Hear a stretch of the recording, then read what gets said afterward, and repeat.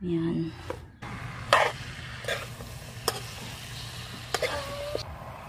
Ayan.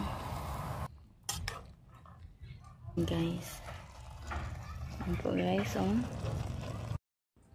Ayan po guys. Ito po, luto na po yung ating kangkong. Ayan. Kain po tayo.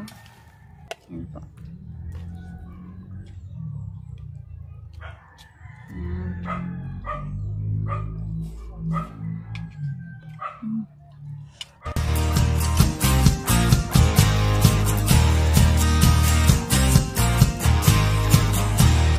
Hey guys, this is Gardening with Baby Jeans and welcome back po again sa ating channel. And for today's video po ay magluluto po tayo ng adobong kangkong. At before po tayo magluto ay mag-harvest muna tayo dito ng kangkong sa ating garden. Ayan po guys, yung ating ha-harvestin. Kaunti lang po yung itinanim namin guys kasi pang kain lang naman po ito, hindi po ito pang benta. Usually talaga sa kangkong guys, hina-harvest talaga siya 45 days. Pero ito po ay pangkain lang naman. Kaya kahit wala pang 45 days ay ha-harvestin po natin. Pero ang style po natin sa pag-harvest po nito ay puputulin lang po natin. Hindi po natin ito bubunutin. Wala na po natin ang pag-harvest. Ito po guys, nagdala po ako ng malaking palanggana.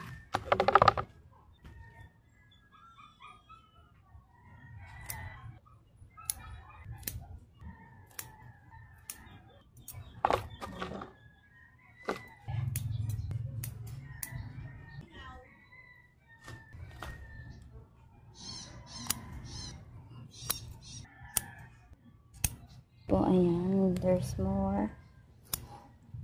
Ayan guys, ang dami po nito. Ang ganitong way po kasi ng pag-harvest guys ay hindi na po natin kailangan pa magtanim po ulit or ng panibago. Hindi na po natin kailangan pa magpunla.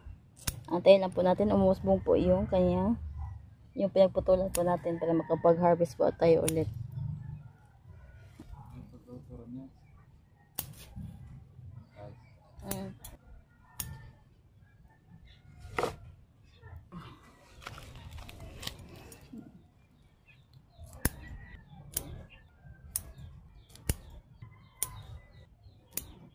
Ayan.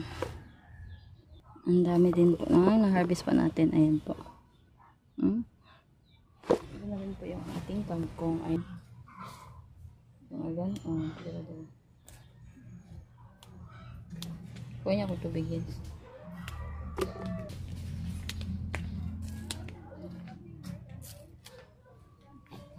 Mga ano na. Pero okay lang din po yan guys. Ayan.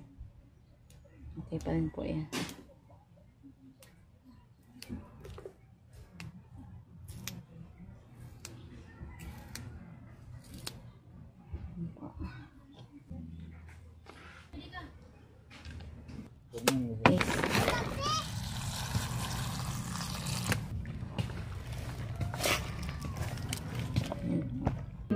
Ito yung ating sigasan na natin to.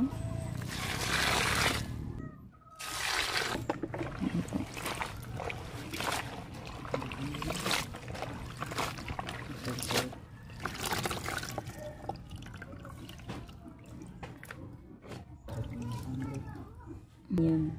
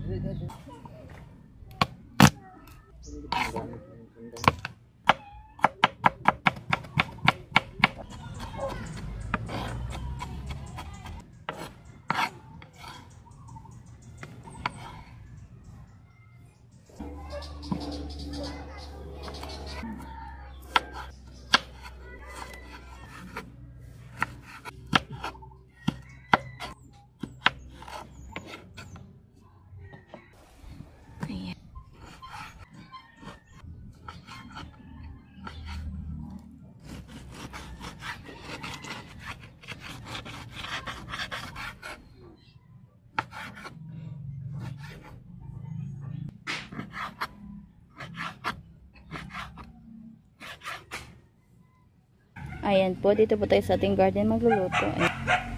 Ayan, mantika. Una naman natin itong garlic. Ayan po. Ayan, ang banga-banga po ng garlic, guys. Ayan po, okay na po itong ating garlic. Isunod natin itong ating onion. Ko lagi si kuya.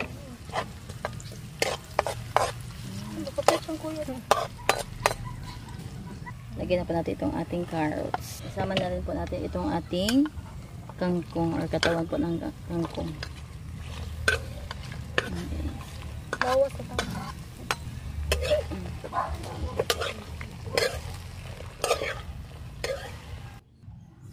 At ayun guys, nakalimutan ko po. Meron pa tayong pork. Ayan guys, ayun na po natin itong pork sa gilid. Ayan po.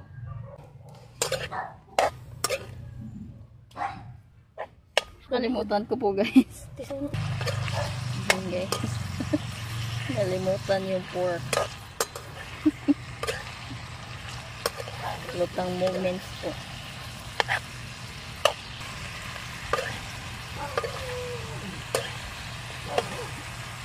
Ito na guys, ito pong pork.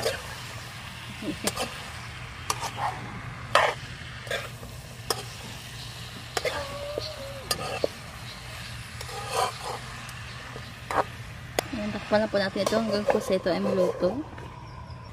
Ayan, mukhang okay na sila ito guys. Ayan po, sensor ito. Lagyan na po natin yung dahon po ng ating kangkong. Ayan po guys, medyo marami-rami ito. Ayan po.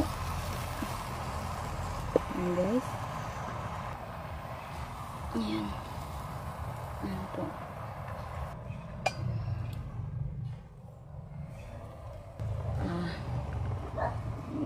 Dagan po natin ito.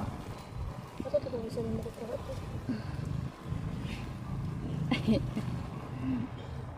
Ayan po guys. Ayan. Ay, may kalot ng gagawin.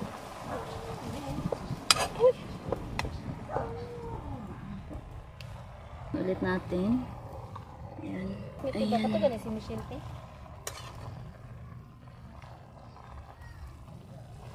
Medyo naparami-rami po ata guys. Ayan, maliit lang po yung nilutuan po natin. Kaya ayan po.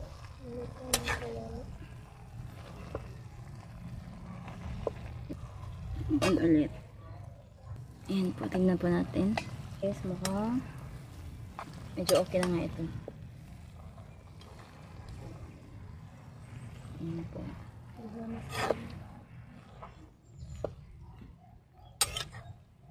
Yes. Ang timpla ko po lang po dito ay itong patis. Ayan, dalihan po natin yung patis. Ayan guys, isang buong oyster sauce pa yung ari ilalagay. Bata dito ng ground pepper. Ayan po. Ground pepper. Maraming ground pepper. Ayan. Ayan, okay po yan. Ayan, iluluin po natin.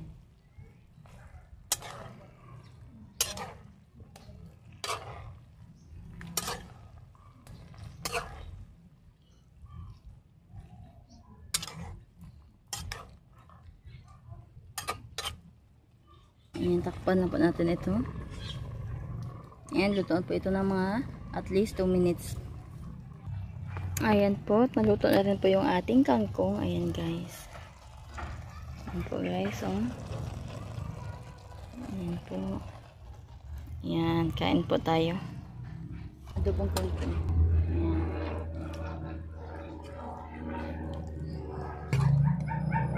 Ikaw na, doon sa bobo. Mayroon.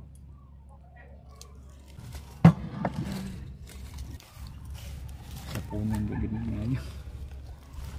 Kain po tayo.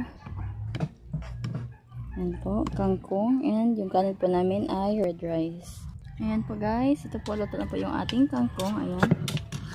Kain po tayo. Ayan po. Ayan po. Ayan.